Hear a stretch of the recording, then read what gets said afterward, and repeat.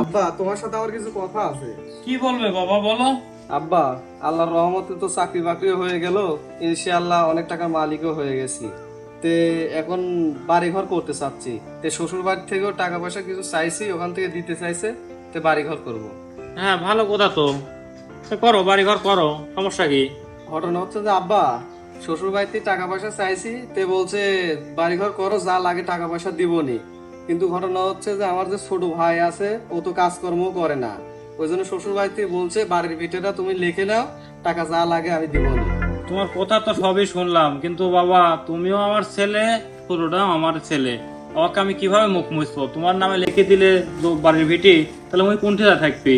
এদি বিধর্মী হয়ে যাবিলে, আমি তো মোল্লা আল্লাহকে দোয়া দিতে পারবো না বেটা। আব্বা, তুমি বুঝতেছো নাকি? আমি টাকাটা নিয়ে নি, আর ও তো আমার ভাই, ও বাড়ির সাল তো বাড়িতে থাকবি। তাহলে কি আর কব? তুমি বড় হয়ে গেছো, চাকরি বাকরি করতে চাও, যেটা ভালো মনে করো সেটা করো। তুমি এত কিছু বলতে চাও, আমি তোমার নামে বাড়ির ভিটি লিখে দিবনি। তবে বেটা অনুরোধ থাকবে তোমার কাছে, তুমি তোমার ছোট ভাই একজন খেলায়ও না কখনো। আচ্ছা আব্বা, তাহলে কার রেজিস্ট্রি অফিসে যায় জমিটা আমাকে সাইডে দিও।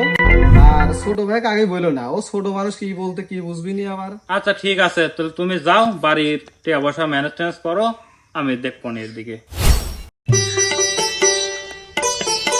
আব্বা, বাড়িটা কি দেখো তো, তোমার পছন্দ হয়েছে নাকি? হ্যাঁ বেটা, আল্লাহর রহমতে খুব সুন্দর বাড়ি করতাও তুমি। শোনো আব্বা, তুমি আমাকে বিশ্বাস করে জমিটা লিখে দিছাও। আর আমি ছোট ভাইয়ের জন্য কোনাতে একটা রুম রাখছি, আর এই পাশে তোমার জন্য সুন্দর একটা রুম সাজায় রাখছি। তুমি ওখানে আর আমার এসে থাকো। তোর বাড়ি দেখে আমি খুবই খুশি হয়েছি, মনের থেকে খুব তৃপ্তি পাইছি। অনেক টাকা পয়সা খরচ করে বাড়িটা করতু। তবে তোর ছোট ভাইটা তুই কোনোদিন খেলাস না, অত না কয় তোর নামে আমি জমি টমি লিখে দিতি সব।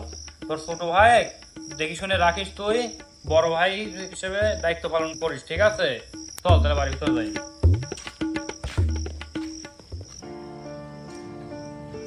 কে রে, তুই এখানে বসে আছিস কে? বেলা 10টার সময় ঘুম থেকে উঠিস, আবার কোনো কাজকর্ম করিস না, বসি বসি খাস। এইভাবে যদি কাজকর্ম গুলো করিস, তাহলে কি জীবন চলবি? আপনারা তো আমার কাজকর্ম চোখে দেখতে পারবেন না, কাজ করতে করতে জীবন চলে গেল, তো কাজকর্ম আমার চোখে পড়ে না আপনারে। এখন কি করা লাগবে কোন? শুনে, আমার শ্বশুর বাড়ি থেকে লোকজন আসতেছে, আর তোর রুমটা 2-3 জনে ছেড়ে দিস, তুই তার যা তোর বন্ধুদের কাছে থাকিস। আর বাইরে যে যেসব নোংরা আবর্জনা আছে, এগুলো একটু সাফ সিকানা করিস। কে আমার রুম আমি সেট দেবো? কে লোকজন আসছে, গেস্ট রুম আছে, তার গেস্ট রুমে থাকতে দেন। এত বেশি বুঝলে হবিলে, এই আত্মীয় স্বজন গুলো আসলে গেস্ট রুমে থাকতে দেওয়া যাবি? বরং তো তোর রুমটা থাকতে দিস, আর এই 2-3 দিন তুই তোর বন্ধুদের কাছে থাকিস।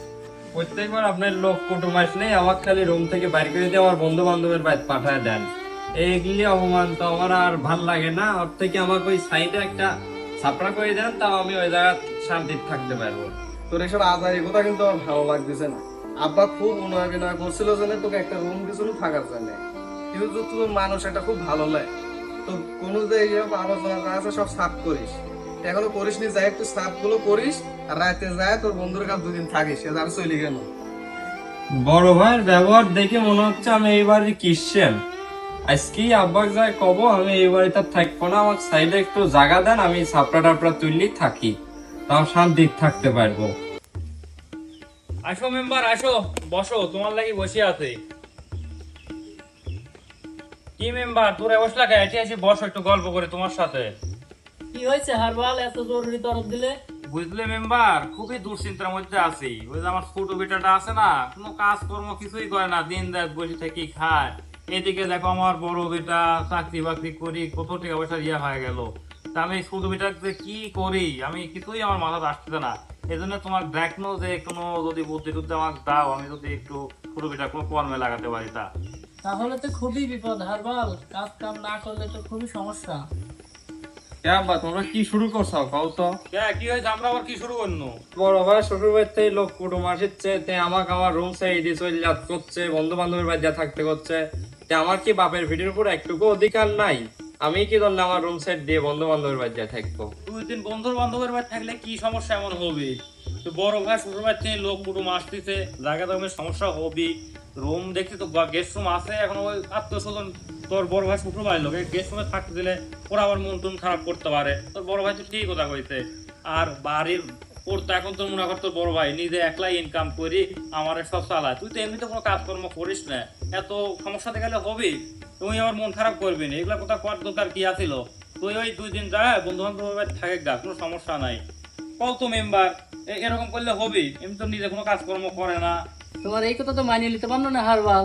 তোমার বড় বেটা ইনকাম করার জন্য তোমার ছোট বেটা রাত বেরিতে মানুষের বাড়ি থুবে, এগুলি কি মানুষে ভালো দেখায়? শোনো আব্বা, আমি ওই বড় লোকের ইটের রাজপ্রাসাদে থাকতে চাই না। আমাকে ওই বাড়ির পাশে একটা জায়গা দাও, আমি ছোটখাটো একটা ছাপড়া করে থাকি, তাও শান্তিতে থাকতে পারবো। জায়গাতে দিব রে বেটা, আমি তো এক বিশাল বড় ভুল করে বসে আছি রে। তোর ভাই তো মনে করে যে বাড়ি করার সময় মনে কর আমার বিভিন্ন রকম ভুল বোঝায় প্রশ্ন দিয়ে দিয়ে যে তোকে একটা রুম দিবি, তোকে একটা কর্ম দিবি, এভাবে ভুল টুল বোঝায় এই জমিটা আমার ঠেনে লেগে দিতে। এখন কি করে তোকে জায়গা দিব ক? এখন আমি কোথায় গেলে মনে কর যে আমারই বাড়ি থাকা হচ্ছে না। কি তুমি আমাকে না জানা এত বড় একটা কাজ করলে? বাপের ভিটির পর কি আমার একটুকু অধিকার নাই? তুমি বড় ভাই সব লিখে দিলে, আমাকে জানালে না একবারও। এই হারবাল সে, তুমি এত নিতে নামে গেল, এইভাবে তোমার ছোট বেটাটা তুমি ফাঁকি দিলে, মরার পরে আল্লাহর কাছে কি তুমি জবাব দিতে পারবে? শোন বেটা, আমি যত বড় ভুল করছি আল্লাহ হয়তো আমাকে মাফ করবি লে। তা তুই আমাকে মাফ করে দিস।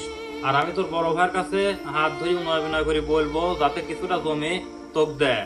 আর যদি তাও না দেয়, আমরা দুই বাপ বেটা পরিশ্রম করি, অল্প করে জায়গা কিনে নিয়ে একটা বাড়ি করে থাকবো। ঠিক আছে আব্বা, তুমি যে ভুল করছো ওই ভুলের কোনো ক্ষমা হয় না। তবে আমি পরিশ্রম করে একটা বাড়ি করবো, ওই বাড়িতে তুমি চাইলে আমার সাথে থাকতে পারো। আমাদের এই ছোট্ট নাটকের মধ্য দিয়ে আমরা এই ছোট্ট একটি জিনিস তুলে ধরার চেষ্টা করেছি যে আমরা সমাজ ব্যবস্থা ইদানিং দেখতে পাই যে পরিবারে ভাইয়ের মধ্যে এই বাবার সম্পত্তি নিয়ে অনেক দ্বন্দ্ব সৃষ্টি হয়। তাই আমরা এই নাটকের মাধ্যমে ফুটিয়ে তোলার চেষ্টা করেছি যে বাবারা অবশ্যই সম্পত্তিগুলো এক ছেলের নামে দিয়ে আর ছেলেকে বঞ্চিত করবেন না কখনো।